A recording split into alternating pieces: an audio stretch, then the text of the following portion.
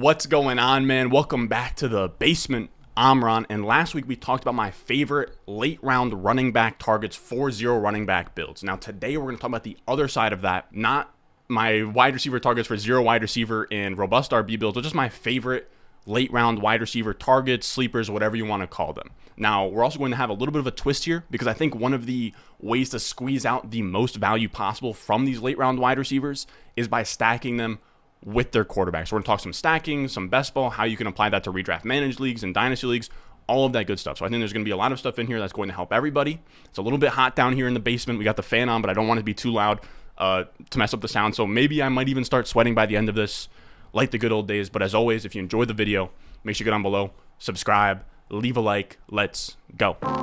Thirsty, trying to choose. I know I'm pretty cool. My nitty bag. So with best ball and the growing rise of Underdog and all of these platforms, by the way, promo code Ron on Underdog gets you deposit match all the way to $100. I'll have the link in the comments and I'll have it in the description.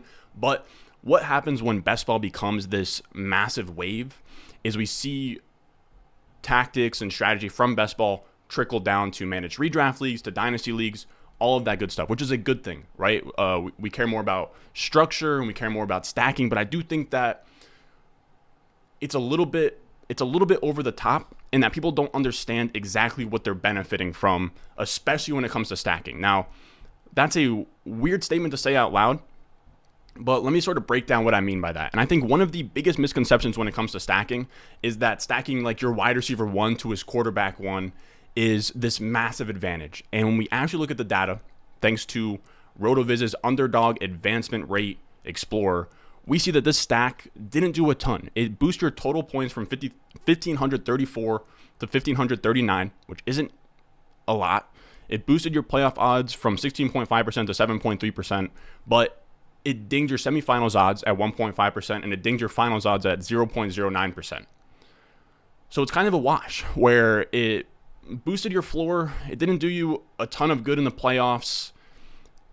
There's not a massive advantage to be had, right? It's kind of a negligible difference to be completing one of the more vanilla stacks.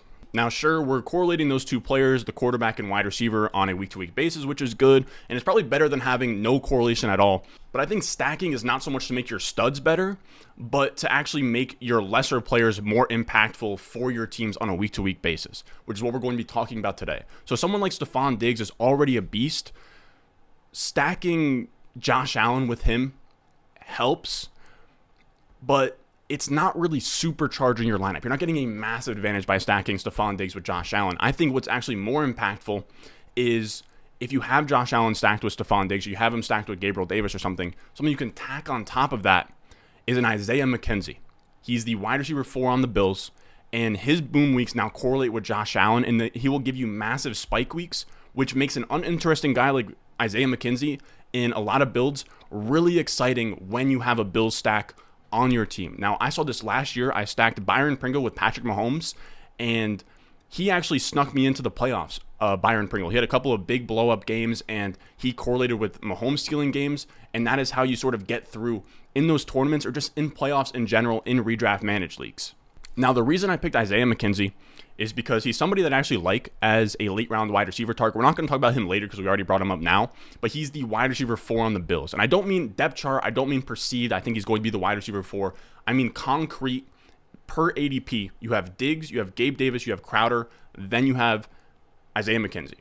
So when I'm saying wide receiver 4, I just mean the 4th wide receiver per ADP. Now, in this video, we're going to talk about just wide receiver 4s, and the reason for that is that stacking wide receiver 4s has been a cheat code that no one is talking about besides TJ Hernandez on Twitter. And this is a great chart from him showing the 8 quarterback stacks in the last 2 Best Ball Mania. So this is Underdog in 2020 and Underdog in 2021 that returned a positive advance rate over expectation. So it was advantageous to stack these sets of players within those teams 2 years in a row. Of those 8 stacks, 6 of them had a wide receiver 4. Now, this is important because I'm not just talking about quarterback to wide receiver 4 stacks, so not just Josh Allen to wide receiver 4.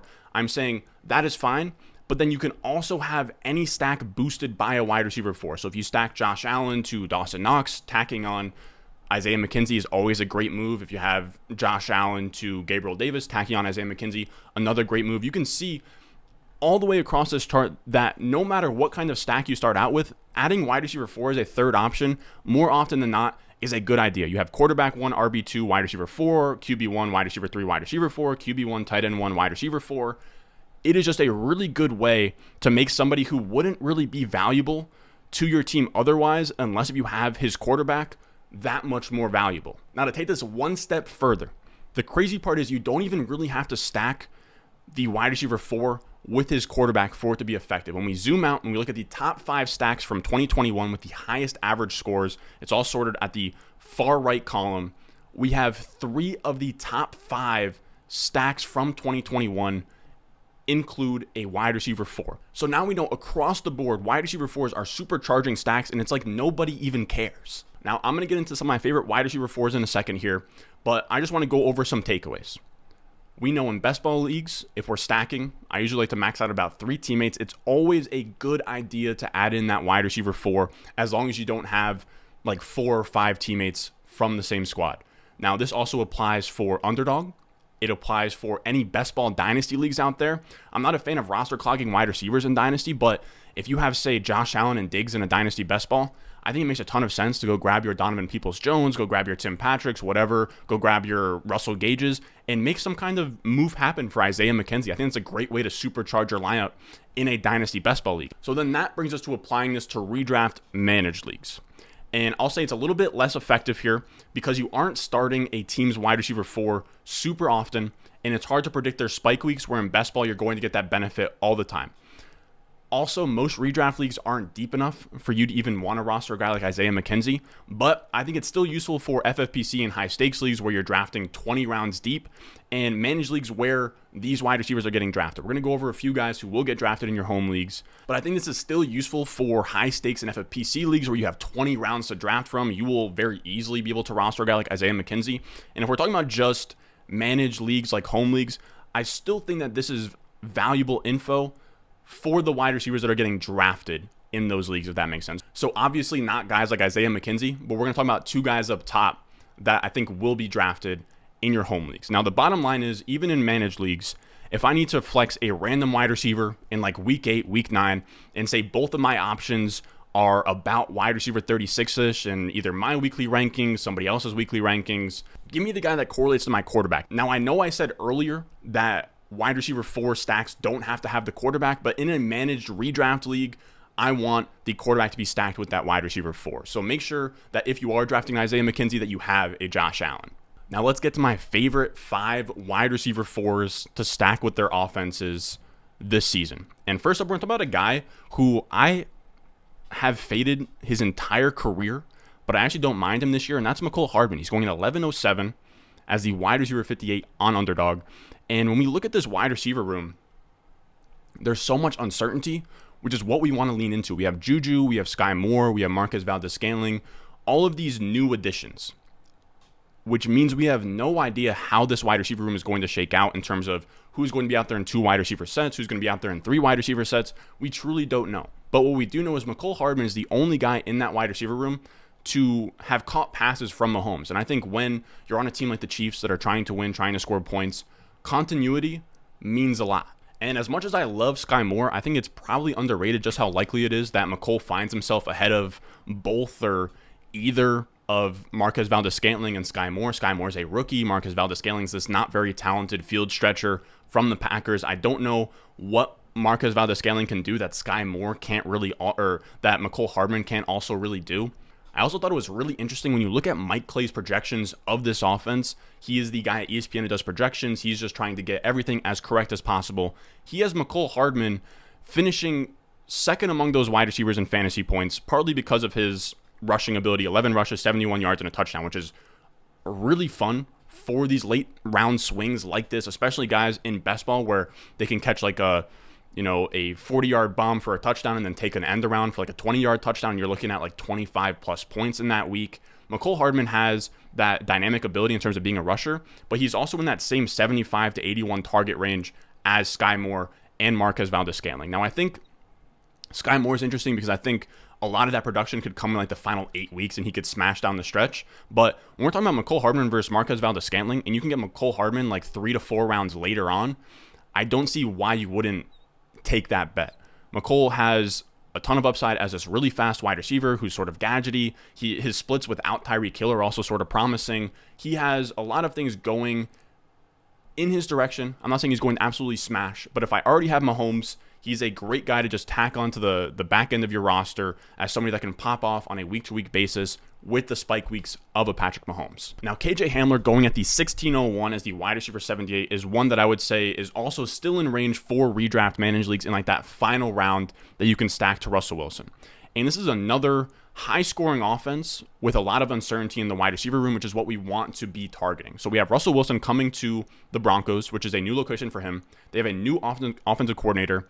And again, we don't really know how this offense is going to shake out in 2022. And I'm leaning into KJ Hamler because he is a really fun profile. He's this 4.27 speedster, sort of looks like Tyler Lockett at 5'11", 178. It's not very difficult to see him sort of liking KJ Hamler as a Tyler Lockett in terms of Russell Wilson and sort of what he sees from this passing game. Again, we have no clue when Russell Wilson takes his first snap, how everything is going to shake out. So again, I want to take a swing on one of the cheaper options in a really ambiguous type wide receiver room.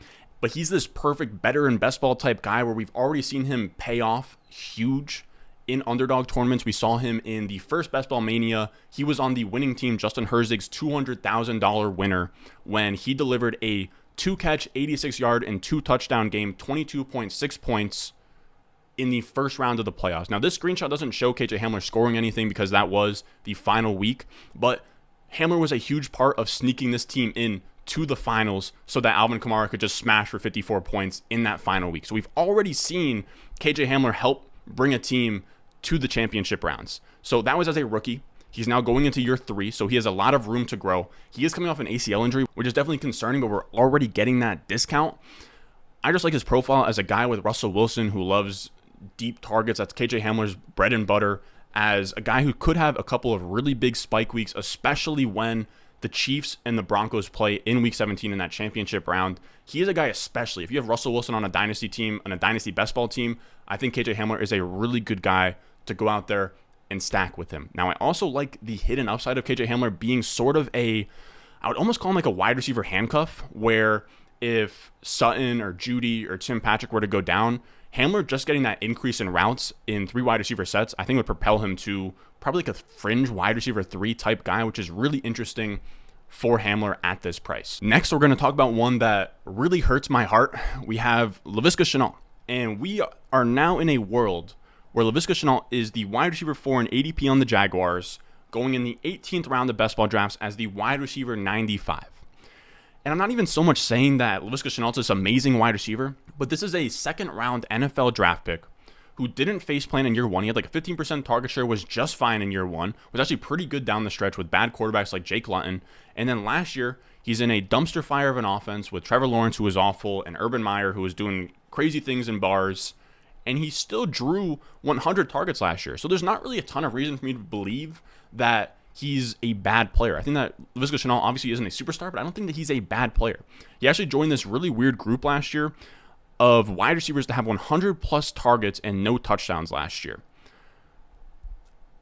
It was just a really weird year. He didn't have any touchdowns. He had over 100 targets, or he had just right on the dot 100 targets.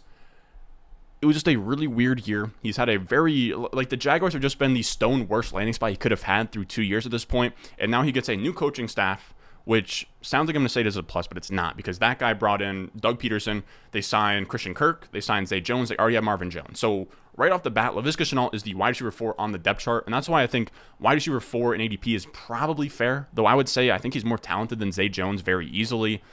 Possibly better than Marvin Jones at this point. We're heading into year 3. He can maybe take a little bit of a jump, a little bit of a bounce back. Again, 100 targets last year. He can earn targets. He's out there getting open. And there is also that secret upside, that hidden trap door, that he gets traded. There's some rumblings out there that he might get traded. I've heard Dallas has a great spot, which would be really, really fun, where they don't have a firm slot wide receiver if they want CeeDee Lamb to play on the outside full time. They don't have Michael Gallup to begin the season. Jalen Tolbert might not be ready to go week 1 in terms of just being a starting outside wide receiver in the NFL. James Washington isn't a guy that you really want to play. So he has some outs there. If not Dallas, and there's some other teams as well that could be interested. So that's interesting as well, where if he gets traded, maybe he goes from an 18th round pick to like the wide receiver 2 or wide receiver 3 on a team and is like a 16th round pick. So you could have some room for profit there. They're also thin at running back on the Jaguars, where we have James Robinson gone. We could see a little bit of Cordarrelle Patterson action if, Etienne has had injury problems. If he goes down, if you need to change a pace guy, you could see Laviska Shenault be the second running back on the depth chart instead of a guy like Snoop Connor while James Robinson is gone. I'm just saying there's a lot of different outs to this bet. We're not really betting on the high upside offense like we're doing with the first two, but we're betting on the player a little bit more and sort of just the chaos of the NFL season. Our fourth wide receiver on this list is going to be Romeo Doubs, rookie wide receiver out of Nevada, went in the 4th round. In underdog leagues, he's going in the 18th round as the wide receiver 100. He's probably not even getting drafted in a lot of leagues. And he's very similar to Mecole in that we have no clue how this wide receiver room is going to shake out. We have Christian Watson, who's a rookie. We have Allen Lazard, who's never been the true number 1 there. And then after that, we have like Randall Cobb and Sammy Watkins. There's not a lot there that screams like one of these guys is going to be the firm wide receiver 1 option. I'm not saying that Romeo Doubs is going to be the number 1 option, but I'm just saying there's a lot of uncertainty there. And when we have a lot of uncertainty, and we have a really good quarterback like Aaron Rodgers, who Mike Clay has projected to score the 2nd most touchdowns in the NFL with 35, we have a lot of upside there. And we also know rookies carry a lot of upside, right? We saw last year Amon-Ra St. Brown, we saw Waddle, we saw Chase all smash. And I'm not saying that Romeo Doubs is really going to be the same there. I mean, he's a 4th round pick, so Amon-Ra St. Brown is kind of comparable. He's not the same type of prospect, but his profile in terms of just being a guy on this team is decent. He's 6'2", 204 pounds. He scored 20 touchdowns in his last 20 games at Nevada. I don't have a ton of faith in Allen Lazard or Christian Watson, and this wide receiver room is pretty much wide open, and he's the perfect guy in the 18th round, just get correlated to Aaron Rodgers. And I think that there's even a little bit of a opportunity for Romeo Doubs to sort of be the wide receiver version of Elijah Mitchell, where Christian Watson gets drafted ahead of him, but Romeo Doubs actually ends up leading all the rookies on that team in production in terms of wide receiver scoring. So we'll sort of see how that shakes out. Again, this is an 18th round pick, so I'm not going to go out here and say that he's going to smash, but if you can correlate Romeo Doubs, who could have a couple of spike weeks with like 2 touchdowns and 60 receiving yards on like 3 catches with Aaron Rodgers, I think that he is somebody that could give you a couple spike weeks when you need them down the stretch. Then we saved the best for last, Braxton Berrios, going at the 18-12 as the wide receiver 109. He is not even getting drafted probably most of the time. And this is a public service announcement. If you draft Zach Wilson in any type of format, if you draft him in Dynasty Best Ball, if you draft him in Underdog, or I guess any Best Ball format, please stack him with Braxton Berrios. On a per route basis, Berrios was insane last year. Among wide receivers with over 200 routes ran, he was tied for 15th in targets per route run with Keenan Allen and Elijah Moore. He was ahead of guys like Jalen Waddle, Pittman, Renfro on a per route basis. Now, he's definitely a gadgety guy, so when he's on the field, they're going to scheme him touches, but still, that's pretty crazy for a guy who's going almost free in these drafts. And I think this is a little bit of a crazy claim. I think if there is a guy out there who can be this year's Hunter Renfro, and not because he is this white slot wide receiver who looks like an accountant, but because he is an 18th round pick who's this unsexy guy who doesn't seem like a league winner, but actually comes up big, it's Braxton Berrios. He is a wide receiver 4 on his team. He excels in the slot, and I think that he's actually drawing live to sort of have this Cole Beasley type role where he plays in the slot in every 3 wide receiver set. Now, I think a lot of people are going to expect Elijah Moore or Garrett Wilson to play in the slot, but if you look at last year, Elijah Moore played 75% of his snaps at X. So I think there's a real possibility that Braxton Berrios actually is the one who benefits from Jamison Crowder leaving. You have Elijah Moore playing on the outside, you have Garrett Wilson on the outside, and then you have Braxton Berrios in the slot, which I know would make Corey Davis the wide receiver 4, and I don't think that that is that wild to say. I think that there's a very good chance that possibly 2 wide receiver sets to start the season. We have Corey Davis, we have Elijah Moore, and then by the end of the season, it's Elijah Moore and Garrett Wilson, and all across the board, in 3 wide receiver sets, we have Braxton Berrios in the slot. They love him a lot. Matt LaFleur loves to use him. If you look at any of these plays last year where they would do like lateral plays to Berrios and he would have fun on these end arounds, he has really dynamic type rushing upside where he had 7 carries, 40 rushing yards, and 2 touchdowns on the ground last year. He's super versatile. He's kind of this offensive weapon in the offense. He is really fun. Now, at the very least, if you're not buying any of that, he's intriguing for boom games late in the season because you have a scenario where, let's say, Corey Davis goes down or Elijah Moore goes down and Garrett Wilson goes down.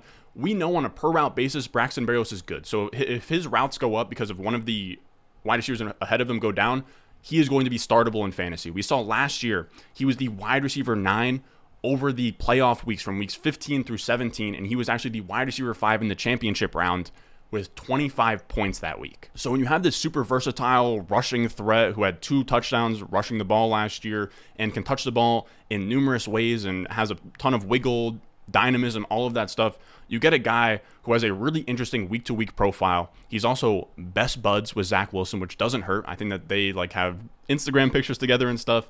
There is a lot of the same vibes from Derek Carr and Hunter Renfrow and the same vibes with Cooper Kupp and Matthew Stafford last year. I think it's there with Zach Wilson and Braxton Berrios. So if there's any kind of step forward from Zach Wilson as well, I think Braxton Berrios will sort of get dragged with him in that current. So that might be wild, but again, last round pick. I'm telling you, if you have Zach Wilson anywhere in any best ball format, please, please, please draft Braxton Berrios with him as well. Now that's going to do it for us today.